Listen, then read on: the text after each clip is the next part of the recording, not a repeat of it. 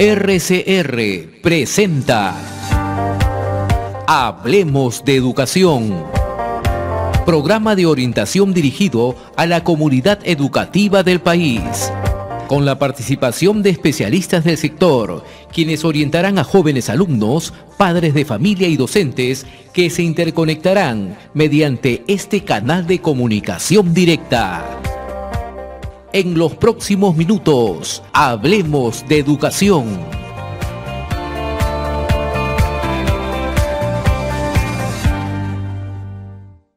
Hola amigos, bienvenidos a este espacio Hablemos de Educación. Gracias a Red de Comunicación Regional, en este primer programa, en el tema educativo, que vamos a trabajar con ustedes, dada la coyuntura actual que vivimos, los últimos hechos en el país, el tema de la prevención en los ambientes educativos y no educativos, tanto por los abusos que se dan a nivel sexual, a nivel físico, a nivel psicológico, amerita a trabajar justamente este tema. Para ello hemos invitado a un especialista. Con nosotros está Sergio Clop. Sergio es director de Aurea Group, tiene una amplia experiencia en el sector tanto de responsabilidad social, pero también en el tema de desarrollo y el tema de la prevención en ambientes educativos. Sergio, bienvenido al programa. ¿Qué tal, Gustavo? ¿Cómo estás? Muchas gracias por la invitación. Efectivamente es un tema muy importante que tenemos que tocar. Fíjate, en los últimos tiempos el sector educación se está hablando hoy sobre el proyecto educativo nacional, se habla de las cosas que hay que desarrollar en el aula. Pero nosotros nos estamos yendo a algo que está pasando en el aula y fuera del aula. Fuera del aula, en alguna información que he recogido y también que ustedes lo tienen como institución, el Ministerio de la Mujer, el MIDIS, en fin, el INEI arroja que el 81% de adolescentes entre 12 y 17 años han sufrido algún tipo de abuso físico, psicológico y o sexual. Ante estas cifras tan alarmantes, o el 76% de las víctimas de violación sexual en el país son menores de edad, ¿cómo trabajar este tema, Sergio? Bueno, efectivamente las cifras son realmente alarmantes. Estamos hablando de 8 de cada 10 niños han sufrido algún tipo de abuso. Estas cifras además corresponden a que nos llevan a poder entender que el tema del abuso no puede ser segmentado por categorías. Solamente decir abuso sexual por aquí, abuso psicológico por allá, sino entender que la educación de los chicos en temas de prevención va completamente articulada en las distintas fases y en las distintas interacciones que tienen con personas en su día. En ambientes educativos, por ejemplo, pasan más de 8 horas al día en muchos casos, con lo cual se convierte en una, como siempre llamamos los que somos papás, el segundo hogar de nuestros hijos es el colegio. Bueno, la misma lógica deberíamos aplicar en temas de prevención en un trabajo articulado. Entonces, en un primer, panorama, creo que es importante entender que todos los tipos de abusos están relacionados entre sí. Ahora podemos profundizar un poquito más en eso. Lo segundo es que las cifras aplican a cualquier tipo de adolescente, no importa la condición social, la condición económica. Estas son estadísticas generales del Perú. Así que si nos ponemos en situaciones o en zonas de mayor vulnerabilidad, probablemente el índice sea más alto, ¿no es cierto? Mira, justamente lo que tú estás diciendo, el tema de la prevención, usualmente en los colegios, en los ambientes educativos o incluso en las casas, trabajamos, pero sobre algo que ya ha sucedido, ¿no? Las noticias que escuchamos todos los días de feminicidios, temas de niños abusados, maltratados, de diversas formas, ya lo escuchamos, pero ya hecho cuando la situación se ha dado. Previamente hay formas de trabajarlo. Quisiera que profundices más sobre algunos tips de repente sobre el tema de prevención, cómo enfocarlo, tanto por el lado del padre de familia puede ser, o por el lado del profesor, o por el lado del director, o por el lado de ahora que estamos próximos a que nuevas autoridades regionales asuman el mandato, o gobiernos locales, ¿no? ¿Cómo trabajar este tema? Así es. Bueno, mira, En primer lugar, creo que para abordar esta pregunta es importante reconocer que más del 80% de los casos de violencia que existen contra menores de edad de diversa índole son realizados por personas cercanas al entorno del niño o de la niña.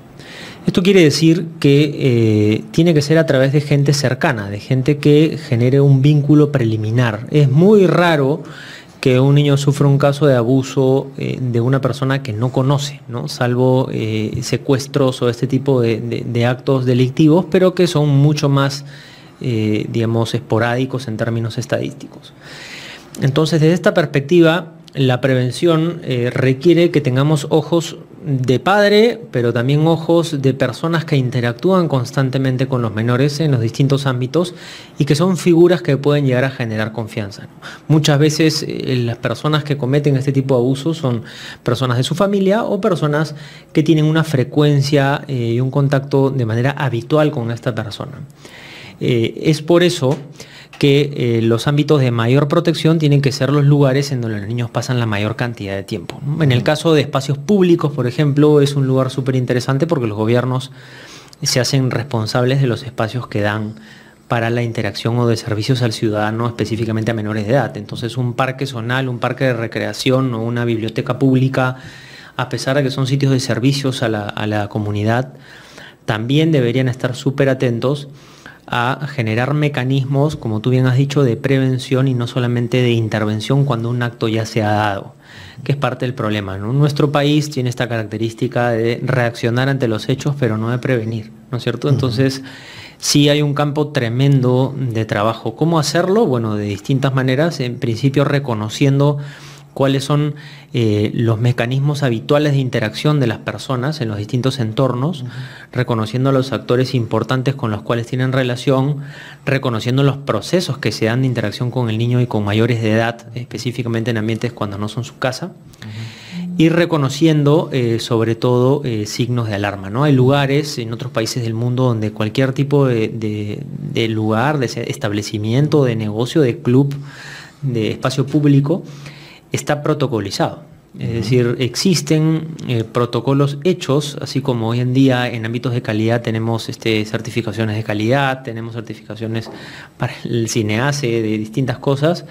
De la misma manera, existen protocolos que generan que un ambiente esté realmente cubierto en cuanto a la visión total que tiene de la interacción de un niño con adultos y que además regulan las conductas de interacción de los adultos con los menores de edad, ¿no? Por ejemplo, en Estados Unidos, tú no puedes ir y saludar a un niño con un abrazo, así porque sí, como acá en Latinoamérica, que somos súper afectivos y cálidos. Claro, claro. Tú vas a Estados Unidos y el niño es, hola, ¿cómo estás? Y no te da ni la mano, ¿no? Porque puede ser sujeto a una mala interpretación. Sí, pero has profundizado muy bien en el cómo, en el tema de prevención.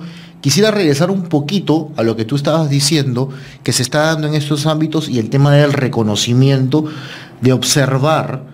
Creo que el reconocimiento pasa por el observar tu entorno y cuáles son las situaciones más vulnerables que tiene este niño. Pero a la hora que tú mencionas también, la pregunta que te tengo es, ¿esto en el Ministerio de Educación o como política pública actualmente se habla, se interviene, o esto todavía no lo estamos viendo, lo vemos ya cuando llega la fiscalía, por ejemplo, ¿no? La denuncia ya llegó, el niño ha sido agredido, o la mujer ha sido agredida, o el hombre, en final, ahora se está dando en todo ámbito, incluso no en el ámbito educativo, porque esto también podría pasar a un ámbito laboral, en cualquier empresa o en cualquier situación. Entonces, pero en el tema educativo, el ministerio lo está trabajando, ¿sabes algo sobre eso? Dado que ahorita el proyecto educativo nacional se está haciendo, o ha empezado a hacer, en un trabajo que el Consejo Nacional lo está haciendo, entonces, ¿tienes alguna información o crees o realmente no se está dando todavía? No lo sé. Creo, a ver, sí hay una intención y, digamos, conozco que sí hay una intención de trabajar este tema de la prevención de abusos o de las denuncias, por ejemplo, pero creo que hay una gran oportunidad de mejora en la necesidad de articular los tipos de abusos. Por ejemplo, el Ministerio de Educación tiene un portal que se llama CICB, que lo ha sacado justamente para que las instituciones educativas, las personas o las familias puedan generar denuncias que sean públicas sobre algún caso de abuso, pero está muy centrado, por ejemplo, en el tema del bullying, ¿no? Que es algo que se escucha mucho en ambientes educativos. Pero muchas veces, si vamos a un tema de abuso sexual, de repente lo van a relacionar más con el Ministerio de la Mujer y va a ser un tema que no van a querer tocar de una manera directa, salvo casos específicos. Y la misma comunidad, la misma ciudadanía confunde, ¿no? por los tipos de abusos, no sabe bien a quién acudir. Entonces probablemente un chico que tiene abuso sexual y es víctima de abuso sexual no va a ir al CICB porque piensa que es para temas de bullying, entonces hay una desarticulación de los canales, evidentemente, que creo que es una gran oportunidad de mejora en el sector público. Y lo segundo es que las estrategias de prevención deberían entender la vinculación, ¿no? El gran porcentaje de menores de edad que son víctimas de abuso sexual, por ejemplo, son víctimas primero de abuso físico o de abuso psicológico, o de manipulación psicológica, si quieres afectiva, pero en el fondo es una forma de abuso psicológico. Entonces probablemente pasas por las anteriores para llegar a algo que a nosotros nos parece súper grave, como es el abuso sexual, porque es violar la intimidad y el espacio y el entorno y la dimensión física de la persona, pero un chico se puede suicidar por abuso psicológico físico sin tener que haber sido víctima de abuso sexual. Es igual de grave. Entonces, creo que falta entender esto. Y lo otro es que muchas veces los abusos también pueden ser por miembros de su familia. Entonces, ahí viene un tema, porque cuando hablamos de espacios educativos o hablamos de políticas públicas, se busca denunciar a si los agresores están dentro de una comunidad educativa, ¿no? Pero yo siempre hago la pregunta, si tú eres docente de un local educativo y tienes la capacidad de reconocer que uno de tus alumnos es víctima de alguno de estos tipos de abuso, pero en su casa, ¿tú no haces nada? O sea, no hacemos nada, porque simplemente es en su casa y el papá es quien tiene la potestad y por lo tanto puede hacer, entre comillas, lo que quiera con su hijo. Teoría, ¿no? Y como no es mi ámbito y como yo no soy el que estoy en riesgo y porque a mí no me van a votar, yo no hago nada y dejo que ese niño venga todos los días con moretones al salón porque en realidad es un ámbito privado, ¿no? En un caso como ese, por ejemplo, igual la institución educativa, sea pública o privada, tiene un grado de responsabilidad porque el interés superior es el del niño. Y no significa que además tú tengas que ir corriendo y denunciar de manera evidente al papá contra el riesgo de que el papá... Porque además, y si te pones en el lugar del colegio, es verdad, el papá sospecha algo y si es el que abusa, ¿qué hace? Saca a su hijo del colegio. Entonces te quedaste, como decimos, sin soda y sin cabra, ¿no? No resolviste el problema y encima ya no lo tienes cerca. El mejor caso sería que lo saque del colegio. Claro. Así es que no te mete una denuncia por acoso o abuso. Pero ¿por qué tenemos ese miedo? Porque no sabemos los canales, porque no tenemos las herramientas, porque no hemos hecho protocolos, porque no sabemos los riesgos.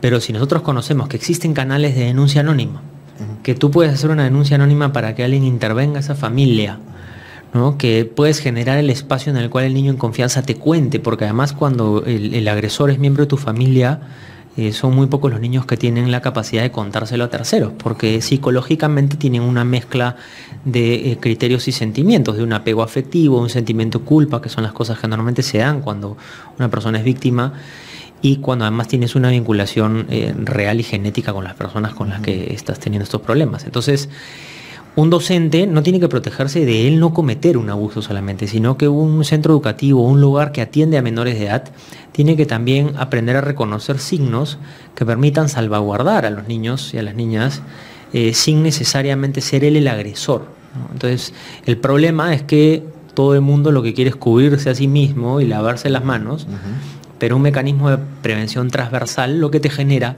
es que todos seamos actores de cualquier tipo de posibilidad de abuso y por lo tanto el nivel de protección es menor, porque si yo soy un papá que abuso de mi hijo y le pego todos los días, claro, si yo sé que el colegio donde está tiene protocolos y que tienen claro el tema, probablemente va a ser un elemento incluso disuasor de que yo deje porque además sé que existe una ley nacional en contra del castigo físico, por ejemplo. Por supuesto. Entonces esas dinámicas creo que se tienen que dar. Bien interesante la reflexión que haces y cómo puntualizas en el centro educativo, pero también cómo has dicho que probablemente todavía hay una desarticulación, ¿no?, en los ministerios, porque a veces ante una situación el niño no sabe cómo, o el padre de familia a dónde acudir, o va a la fiscalía, o va al CICB, o va a la comisaría, por dónde empezar todo este tema, y a veces esa es la complejidad del tema educativo, porque el espacio educativo alberga al tema sociológico, al tema social, va la redundancia, al tema antropológico incluso, el tema económico, porque las poblaciones vulnerables, pero también se da abuso no solamente en las clases socioeconómicas C o D o E, como se llaman, sino también se pueden dar, y se dan, y ha habido casos incluso en el segmento AB. O sea, no tiene un tema racial, ni un tema económico, ni el tema de clases o apellidos, ¿no? Entonces, eso es un tema muy delicado que todavía como políticas públicas no lo estamos trabajando. Creo yo que el gobierno debería incidir mucho. Los gobiernos regionales tienen competencias para poder trabajar este tema, y si no lo hacen, pues lo que va a pasar es lo que sabemos en los medios de comunicación y las noticias negativas que todo el día escuchamos. Y ojo, son las noticias que nos llegan, porque cuántas noticias malas o abusos se dan diariamente y no llegan ni a la comisaría ni a la fiscalía, o incluso anónimos, que están totalmente anónimos al sector o a nosotros. El día a día nos gana y la gente no sabe lo que está pasando en cuántos colegios privados o públicos, ¿no?, se está dando este tema también. Entonces creo yo que hay un tema que hay que trabajarlo tanto como política general y también trabajar programas, ¿no? Programas de prevención, programas de protocolos, y de esto me gustaría que profundices, porque tú tienes un programa que has diseñado y estás trabajando sobre ello. Entonces, me gustaría que nos compartas un poquito, depende de la primera parte, para después seguir avanzando en ello. Sí, mira, completo lo que dices con una cifra importante, ¿no? Esto que comentaste, el 35% de los casos de violencia física, por ejemplo, que existen, es un caso de violencia que se da diariamente. El 35% de los denunciados, de los casos denunciados, el maltrato físico solamente se da de forma diaria, ¿no? Entonces, a eso súmale los no denunciados, que probablemente sean bastantes más que los denunciados, ¿no? Sí. Y si en los denunciados estamos en 7 de 10, entre abuso físico, psicológico y sexual, ¿de qué estamos hablando, no? Ojo, además, abuso físico, psicológico, sexual, se puede dar entre un adulto o un menor, o entre dos menores, ¿no? Entre un chico en su colegio, con un compañero, con una compañera, con uno mayor, con uno menor, con un profesor, con su papá, con su tío, con su hermano, o sea, no importa. Entonces, bueno, ¿cómo se da esto? A nivel público, como bien has dicho tú, creo que se deben generar protocolos y políticas claras de cómo controlar esto. Hay 3 líneas importantes, ¿no? La primera es la prevención, la segunda es la protección, o sea que tienes que aprender a proteger al menor, ¿no?, que va más allá de prevenir, y la tercera es la intervención, es decir, que sepas cómo actuar cuando se da algún caso, ¿no? Claro, pero protección no quiere decir que lo encapsules tampoco, ¿no? No, sino en generar ambientes seguros, ¿no? Te voy a poner un caso práctico, por ejemplo. ¿Qué pasa si estás en un colegio público y el área, digamos, de consejería es una sala que está súper escondida, que no tiene ventana, que es una puerta que si cierras con llave nadie sabe qué pasa adentro, ¿no? Por infraestructura, porque en el tiempo se hizo así, porque nadie la adecuó, porque ya se acostumbraron, ¿no? El colegio o el establecimiento, que podría ser un club, una biblioteca pública, como hablamos, tiene que tener conciencia de que desde la infraestructura hasta sus protocolos y hasta el comportamiento de las personas que trabajan ahí, en esos 3 ámbitos, deben garantizar los 3 elementos, la protección del menor, ¿no? Entonces, tú, por ejemplo, tienes que tener ambientes en los cuales sepas que hay control, que puede existir un control, hay elementos disuasivos, ¿no? Como cuando ponen tú cámaras de seguridad para que los ladrones no quieran entrar porque ven que es un lugar vigilado. Bueno, exactamente contra los agresores potenciales hay que generar el mismo sistema. Y por otro lado, hay que generar mecanismos de control administrativo. ¿Qué pasa con todos los escándalos que vemos en la prensa de denuncias, de acosos, y no feminicidios ya, de asesinatos, sino incluso de abusos o de bullying, ¿no? Te llega una mamá y dice, el niño tal de cuarto de secundaria le hizo esto a mi hijo. Ya tienes una crisis por manejar. Viene la mamá del acusado y dice, no, mi hijo no hizo eso. Es una exageración, mi hijo solamente hizo esto otro. Ya ahí tienes un problema, porque es la palabra de una mamá contra la palabra de la otra. ¿Cómo garantizas tú que realmente eres el responsable de ese lugar, ¿cierto? ¿Quién tiene la razón? Si no tienes protocolos previos, si no tienes nada que te demuestre que había un cuidado, y por otro lado, si no tienes un sistema de investigación ante las acusaciones. Porque es bien fácil acusar, ¿no es cierto? Pero en el Perú estamos acostumbrados, todo el mundo acusa, pero cuando alguien sale inocente nadie lo dice, ¿no? Es muy fácil denigrar y es bien difícil resarcir, ¿no es cierto? Entonces, en estos términos son súper sensibles, porque tú puedes causarle un gran daño también al niño que fue acusado como agresor y que no lo fue, finalmente. Entonces, aquí, mientras no se pruebe lo contrario, los dos niños o los dos actores son igual de importantes en el proceso, fíjate. Entonces, tú tienes que prevenir con ambientes seguros, tienes que proteger con protocolos, pero también tienes que saber intervenir si se da un caso. Entonces, son líneas distintas de trabajo. En el Perú, ¿qué hacemos? Normalmente intervenimos, pero intervenimos incluso de manera equivocada porque no hay protocolos claros o porque no se trata el tema de prevención como algo transversal a las organizaciones, sino es, bueno, si alguien viene y va a denunciar algo, ¿qué hacemos? No, le avisémosle al último responsable y ese decidirá qué hacer, ¿no es cierto? Eso es lo que suele pasar. Pero al final hay muchas cosas que garantizan un correcto manejo. Perfecto, listo. Muchas gracias, Sergio, por este expertise que nos estás compartiendo, por todo lo que nos estás diciendo con el tema de prevención. Te invito a que nos acompañes a seguir en la segunda parte de este conversatorio, de este tema de prevención. Nos vamos a una pausa, queridos amigos, y regresamos. Ya retornamos en Hablemos de Educación. Sigamos escuchando Hablemos de Educación con el licenciado Gustavo Nakamura. Regresamos, amigos de la red de comunicación regional que nos escuchan y nos ven por la plataforma y por los diversos radios que nos apoyan en esta aventura de Hablemos por la Educación. Estamos con Sergio Cloc, quien nos está ayudando a darnos lineamientos y directrices sobre el tema de prevención en el tema escolar, pero no solamente en el tema escolar, sino en el tema familiar, social, empresarial. En general, Sergio tiene una larga trayectoria como actualmente es director de Aurea Group, que trabaja en unas diversas consultorías. Sergio, estábamos conversando mucho del tema de los abusos, de la prevención, de la protección, de los ambientes, los entornos seguros. ¿Cómo detectar un abuso, por ejemplo? ¿Cómo detectar si se está dando un abuso o hay cierta tendencia a que esto se dé, ¿no?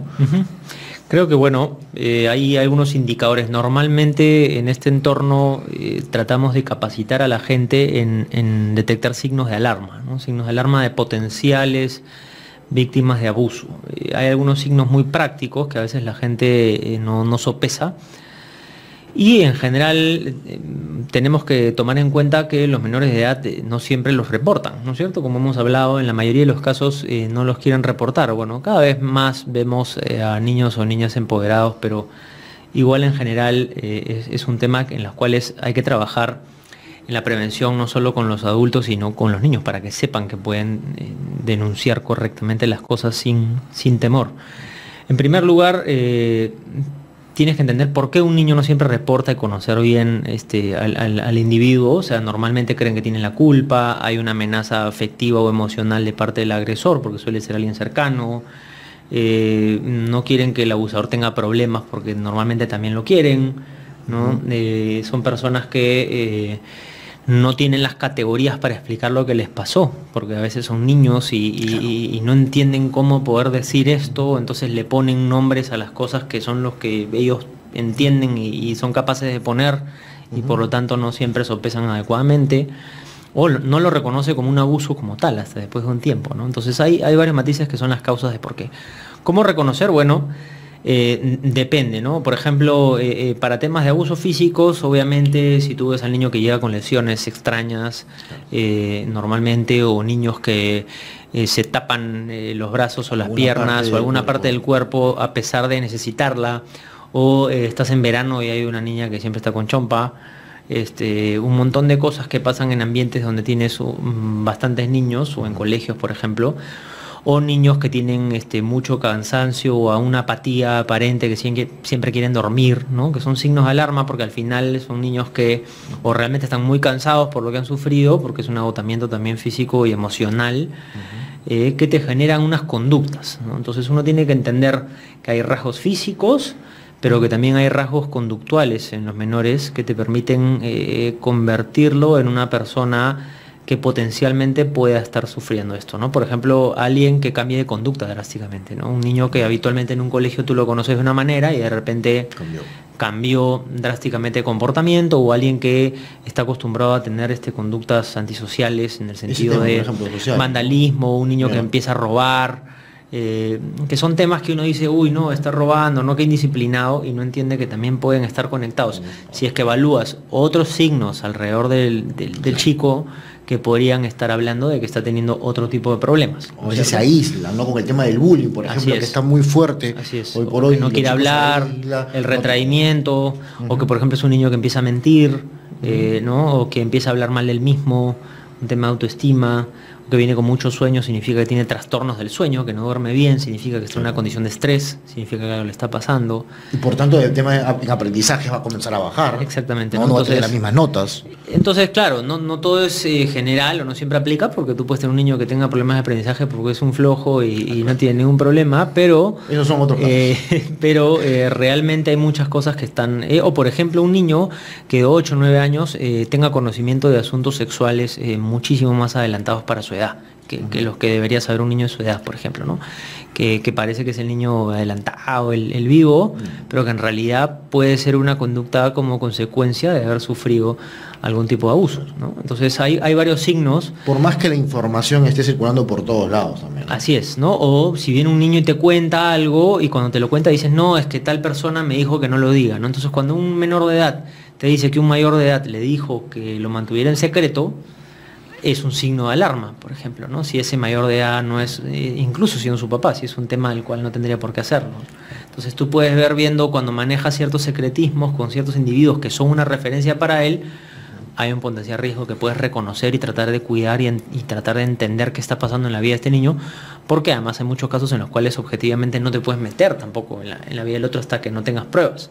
Lógico. Pero sí tener signos de alarma que permitan ver. En el caso de adultos, también hay signos de alarma. O sea, tú puedes tener un personal en tu colegio que haya sido el agresor, ¿no? Y te puedes dar cuenta también por alguna serie de signos, ¿no? Como por ejemplo el tipo de relación que tienen los niños, o como por ejemplo que tú ves que hay una serie de niños que cambian de comportamiento cuando esta persona está presente, ¿no? Se comportan de manera general con todos los docentes, y cuando viene este docente hay algunos niños específicos que cambian de conducta, ¿no? Entonces te das cuenta que genera un poco de inseguridad en algunos niños y no entiendes por qué. Son signos de alarma, ¿no? Relaciones personales, gente que en faltas más leves incumple el código disciplinario que tiene en tu institución, porque normalmente como personas humanas vamos transgrediendo las normas cada vez a mayor gravedad, ¿no? Entonces, tú normalmente, la persona que mata a alguien normalmente antes robó, ¿no es cierto? Entonces vas transgrediendo, entonces vas avanzando. Es raro, existe, pero es raro que una persona transgreda pues un límite moral grave de 0 a 100, ¿no es cierto? Entonces, cuando una persona también infringe una serie de códigos de conducta que parecen no estar relacionados con el tema de abuso, por ejemplo, dependiendo de la constancia, es un potencial agresor. El tema de no acudir a ciertas reuniones, un papá que nunca acude a nada, o un profesor que se escapa siempre de un tipo de reuniones o algún tipo de temas. El tema de la desvalorización del niño en público, ¿no? Un profesor que habla mal de un alumno en público, normalmente puede tener una relación contraria, pero es una manipulación y quiere parecer que no le interesa porque en realidad está siendo un agresor. También, entonces hay muchas maneras de aprender a reconocer, y también cuando el maltrato es entre dos menores, ¿no? Como el caso del bullying, por ejemplo, ¿no? Que es muy conocido. Que es muy conocido, ¿no? Hoy el bullying se habla mucho, ¿no? Se habla mucho de este tema del bullying y las agresiones que se están dando en todo ámbito y todo lo que nos has explicado. Pero coméntanos un poquito más. Sé que estás trabajando en un programa actualmente, tienes un programa que has diseñado ya de acuerdo a tu experiencia. Coméntanos más sobre eso, cómo lo estás trabajando, qué resultados has podido conseguir, cómo estás interviniendo, dónde. Mira, es un programa justamente a raíz de esta inquietud, ¿no? De reconocer que el tema de los abusos está desarticulado. Creo que no sé, uno a veces dice, bueno, el niño sufre de bullying, perfecto, pero ¿te has preguntado si en su casa sufre de violencia física? Porque si su casa es un ambiente donde también hay violencia, va a ser completamente distinto el enfoque de si el niño sufre bullying en el colegio por otros compañeros y en su casa es un ambiente seguro y un ambiente sano emocionalmente. Entonces, a raíz de esta preocupación de darnos cuenta específicamente, y te comparto que la raíz de esto fue justamente el tema educativo, es decir, ambientes educativos, ¿no? Porque nosotros como empresa siempre teníamos la preocupación, perfecto, un colegio tiene que cubrirse de cualquier tipo de problemas o de denuncias, pero no solo para proteger a su personal, a su digamos, institución, en términos de defensa institucional, claro, para decir, mira, yo hice todo esto, no es mi culpa, ¿no? Ese no es el fin, sino para proteger realmente a los menores. Entonces empezamos a descubrir casuística como la que te comentaba, ¿no? O sea, tienes un padre de familia que te das cuenta que es el que abusa del hijo y es tu alumno, ¿no? Entonces, ¿te metes o no te metes, ¿no? Entonces empezamos a darnos cuenta que había muchísima variedad en las posibilidades. Y a raíz de los ambientes educativos o de los colegios empezamos a trabajar una oferta de servicio en la cual la institución realmente transversalice el tema de la prevención. ¿De qué se trata esto? Bueno, en primer lugar, con estas líneas, ¿no? Prevención, protección e intervención, desarrollamos políticas y protocolos, ¿no? Entonces vamos a una institución y les levantamos todos los tipos de protocolos que existen en la organización, ¿no? Para seguir el ejemplo en un colegio, por ejemplo. Cómo se maneja el tema académico, la gestión de padres, en general la convivencia, los temas de disciplina. E intervenimos en todo lo que existe como políticas y protocolos. Te pongo un ejemplo, ¿cómo contratas a alguien, ¿no? Un proceso de selección. Bueno, el proceso de selección tiene filtros para saber si la persona, filtros, ¿no? Así es, si son solamente filtros técnicos, filtros académicos, filtros de competencias cognitivas para el puesto, pero no competencias de habilidades socioemocionales que realmente estén vinculadas con la necesidad de manejar la prevención. Una persona con una buena salud mental, una persona con los límites claros, una persona, ¿no? Pero con ese punto que acabas de decir, se desmonta la evaluación docente, por ejemplo, a nivel nacional, que es una prueba de conocimientos prácticamente. Así es. Y de ahí hay un test por ahí psicológico, si es que llegan a tenerlo, pero la evaluación de desempeño docente en el Estado solamente es un tema meramente académico. Sí. Y no sabemos si los profesores tienen algún problema en particular. Sí. Eso para mí es un tema grave, ¿no? O sea, creo que en la política pública eso se debería incluir en la evaluación. Al final, lo que busca la educación no solo es formar en términos académicos o cognitivos de conocimientos, sino generar una estructura para que sean buenas personas y tengan la capacidad y la autonomía para desarrollarse en el tiempo. Y si la persona no tiene las competencias humanas para hacerlo, de nada sirve que seas un experto en matemáticas si me vas a generar este tipo de problemas, ¿no? Entonces ahí hay un gran tema, pero el proceso de selección es uno de cientos que te podría decir yo, como por ejemplo el código de conducta. Cada institución tiene su reglamento, ¿no? Todos los colaboradores y los empleados de cualquier institución tienen un reglamento cuando firmas un contrato laboral. Bueno, en ese reglamento, ¿cómo están las cláusulas? ¿No? Si tu institución o tu negocio, puede ser un club, puede ser cualquier cosa que interactúes con menores, no tiene cláusulas en tu código de conducta que están amarradas a un proceso de prevención, no hay una sanción clara. Si un profesor comete una falta y no está en el código, va a tener con qué defenderse incluso en términos negativos, ¿no? Porque, bueno, eso no está establecido. Yo no he infringido nada. Claro, si infringes una ley en términos de una ley general, obviamente sí, pero en términos, por ejemplo, de matices, de cosas que no son probadas, de ambientes... Entras al leguleyo, ¿no?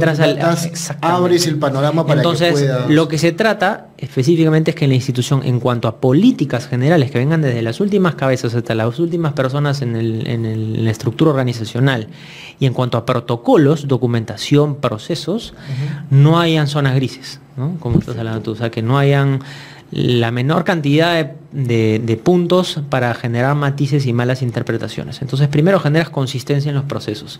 Si yo tengo un buen filtro de selección, si yo tengo un buen código de conducta, si yo tengo una buena política institucional que es pública, cosas tan simples como que tu institución haga público que tiene un compromiso con la prevención, hace que un eventual abusador ya sepa que ese tema lo tienes en agenda. Entonces es increíble como es disuasivo, ¿no? El efecto disuasivo es mucho más fuerte del que nosotros pensamos, ¿no? Después de eso, nosotros, aparte de todo esto, generamos la implementación de estos procesos. Una vez que llegamos a esto, lo que hacemos es capacitar de manera integral a todos los actores que están alrededor de este modelo, de este entorno. Por ejemplo, en un colegio, ¿tú a quién tienes que capacitar? No basta con capacitar a los tutores, hay que capacitar a los niños.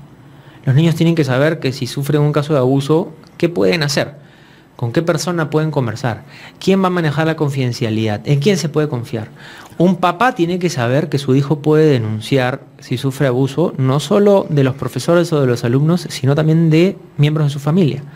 Entonces, cuando todos los actores de una comunidad educativa están al tanto de que existe un proceso de prevención interno en la gestión, Lo que sucede es que todo el mundo tiene las condiciones claras, las cartas sobre la mesa, y por lo tanto hay muchísima claridad. Eso ya tiene un impacto grandísimo de disuasión y de prevención muy grande. Y lo segundo es que generas un protocolo de intervención, es decir, cómo se actúa cuando se da un caso de denuncia. ¿Qué pasa? Y muchas veces pasa en colegios o instituciones educativas. No sé, un caso de denuncia, voy al tutor, el tutor va y le dice al coordinador de disciplina, la disciplina va y le dice al director, el director cita a la mamá. Cuento, ya hay 5 o 6 personas que están enteradas de esto y el niño está siendo vulnerado, y por otro lado le afecta el hecho de que la confidencialidad de algo que es tan significativo para él se vea manoseada por tantas personas. No, ya es chisme en el colegio. Entonces se convierte en un chisme, ¿no es cierto? Imagínate una comunidad mucho más cerrada, o sea, una comunidad rural. Imagínate en un colegio, en un marco de educación rural, sales del colegio y es la misma gente en tu comunidad, ya tienes una etiqueta de por vida, ¿no? Así es. Entonces, cómo manejar casos de denuncia y cómo preservar la presunción de inocencia, ¿no es cierto? ¿Qué pasa? Mucha gente por salvar las instituciones sacrifican a las personas, ¿no es cierto? Tuve una denuncia con un profesor y como no tengo claridad si es o no, lo despido por si acaso, ¿no es cierto? Para que los papás no se me vengan encima. Entonces yo muchas veces sacrifico docentes que tienen la posibilidad de ser culpables porque no quiero tener problemas con mi comunidad educativa, con los padres de familia, ¿no? Pero no he hecho el ejercicio de una sana investigación para demostrar si ese profesor es o no es culpable, ¿no? Claro. Y me ha pasado, y te cuento una experiencia, de tener acusaciones contra personal administrativo de colegios y que después de la investigación salieron inocentes, teniendo a todos los papás en un momento en contra de esta institución, y que cuando demostramos que era inocente, las personas que habían acusado reconocieron que era falso, ¿no? ¿Y por qué? Porque querían hacer un boicot pues, a las autoridades del colegio en ese entonces y querían cambiar a las autoridades, ¿no? Entonces habían intenciones de parte de los acusadores. Entonces, ¿cómo habían creado todo crean escenarios? Entonces, la presunción de inocencia es algo que es súper importante, pero para preservarla y no parecer que estás protegiendo al agresor, tienes que tener una buena metodología de intervención y una claridad en cuáles son los procesos y sobre todo cuidar a la víctima y al agresor de no alterar, digamos, la dignidad en términos externos hasta que se compruebe lo contrario, ¿no? Entonces generamos esta metodología, asesoramos y después generamos un sistema de monitoreo y supervisión permanente donde las mismas instituciones pueden hacer autoevaluaciones de estos procesos y lo que tratamos es de empoderar a equipos internos de estas instituciones u organizaciones para que tengan gente que trabaje ahí de manera real, permanente y a tiempo completo, que tenga conocimiento de esto, que no necesiten de externos una vez que han sido capacitados y que han implementado este sistema. O sea, no hay la eterna consultoría. Exactamente, la eterna dependencia no, porque si queremos erradicar esto en el Perú, lo que tenemos que hacer es formar y realmente distribuir el empoderamiento de estos conocimientos. Es el desarrollo de capacidades de las instituciones, de los pueblos, en fin, de todas las comunidades donde tú puedas intervenir y trabajar de esta manera, ¿no? Porque justamente si no, lo que queda es, bueno, llegaron 3 o 4 personas, un equipo de 10 personas muy capaces, nos dieron una formación, nos mejoraron los procesos, la capacitación fue hermosa, el coffee break estuvo muy rico y a la hora del monitoreo de supervisión y después te piden que sigues estando eternamente, entonces no puede haber 300 o 1000 Sergios en el Perú, ¿no? Así es. O sea, eso es un tema. O después tienes un caso de abuso y en realidad no tenías un buen seguimiento y vas a llamar a decir qué hago y en realidad ya partiste de una forma equivocada. Entonces no sirvió de mucho, ¿no? Lo que hay que hacer es garantizar un empoderamiento real y que no sea un documento más, sino que realmente sea transversal. ¿No? ¿Y actualmente estás trabajando? ¿Esto lo están ofreciendo dónde? ¿Cómo están haciendo este proceso? Mira, nosotros estamos trabajando desde, Aurea Group, que es la empresa de la cual soy parte. Nuestra sede, digamos, central está en Lima, pero atendemos a cualquier lugar del Perú para este tipo de programas, así como existen acreditaciones de calidad, como hablábamos. Nosotros también tenemos una acreditación a este tipo de procesos de prevención y lo que estamos buscando es que también los gobiernos regionales o las políticas públicas regionales de manera descentralizada implementen este tipo de políticas, porque también les ayuda a demostrarle a los ciudadanos que están preocupados por los menores de edad, pero de una manera real, de una manera efectiva. Entonces, así como puede aplicarse a los colegios públicos de una región o puede, digamos, desarrollarlo el ministerio, un gobierno regional puede desarrollar estas políticas en todos los lugares donde hay servicios a la comunidad para menores de edad. Entonces, ¿cómo hacemos? Bueno, tenemos nuestra sede central en Lima, tenemos obviamente nuestros canales de comunicación en redes sociales, que pueden encontrar como Aurea Consulting, y a través de eso nosotros nos ponemos en contacto, diseñamos o analizamos un poco la realidad de la organización o del espacio que quieren proteger, y sobre eso hacemos un plan de trabajo con ellos. Perfecto, o sea, trabajan en Lima, pueden trabajar en cualquier parte del Perú o fuera del Perú también sin ningún problema, porque la realidad sudamericana es muy parecida. Totalmente. ¿No? O sea, si bien otros países tienen algunos avances, pero creo que en general es una problemática que se está dando a nivel mundial. Total. ¿No? Es una crisis total de valores, de todos contra todos. Parece que estuviéramos en la época de lo que decía Hobbes, ¿no? O sea, el hombre es un lobo para el hombre. Prácticamente estamos viendo una sociedad así, donde las virtudes, la moral, la ética, todo mezcolanza se ha perdido el valor de la persona, el valor del respeto a la dignidad de la persona humana. Se acabó, la dignidad nada más. O sea, eres digno, no importa de qué credo seas, no importa si estás o no con una corriente política o no. Por ejemplo, el antagonismo político que vivimos en el Perú es increíble, porque si eres de uno o de otro, igual ya no eres persona prácticamente. Claro. Entonces, ante esta sociedad de tanta violencia que se vive, incluso uno basta que maneje un auto y en la calle y te meten el carro, o sea, las reglas de tránsito, o sea, parecemos que estuviéramos en la selva. Con respecto a lo de la selva, que el sentido que estamos en una jungla, y la verdad que es terrible lo que estamos viviendo. Sí. Es terrible, y qué bueno que ustedes estén trabajando este programa, que estén trabajando. Una de las cosas que me llamó la atención de las frases que ustedes ponen dentro de su página, es que un incidente, dice, puede cambiar la vida de un niño para siempre, ¿no? O sea, realmente un problema, tanto físico como psicológico, puede bloquear a un ser humano de tal manera que lo tenemos perdido. O sea, esto es de vital importancia, tanto de vital importancia como el tema humano en el tema educativo, ¿no? Claro. Durante muchos años, muchísimos años, el Perú ha seguido trabajando temas de aprendizaje. Tenemos instituciones que solamente trabajan aprendizajes, se dedican a que los chicos sepan que 2 por 2 es, ¿cuánto es? 4, ¿no? 4, y entonces pum, y todo el tiempo es que los chicos conozcan más, que lean si es posible los 3 años, ¿no? O sea, por exagerar o ser irónico, cuando sabemos que los niños tienen que leer a los 6 años, o sea, todo es un proceso. Están buscando que los chicos resuelvan operaciones astronómicas, sepan la tabla, el periodo de la tabla química, lo sepan ¿a dónde vamos a llegar con esto cuando se está perdiendo la esencia del acto educativo, que es formar personas? Así es. Y por eso surgen todos estos temas, ¿no? Porque incluso el suicidio y todos estos temas, no sé si ahí puedes darnos alguna recomendación, una reflexión sobre este punto. Mira, yo diría que ahí hay que integrar el interés del niño. Por eso siempre decimos que un incidente puede cambiar la vida para siempre, porque es verdad, y a veces no se toma en cuenta la gravedad de lo que implica el impacto para un menor de edad sufrir algún tipo de abuso o de acoso. Y a la vez tratamos de articularlo con el interés institucional, ¿no? Muchas veces también se propone como una oposición, ¿no es cierto? O la persona o la institución. Por eso es que hay que votarlo, hay que sacrificar, hay que hacer...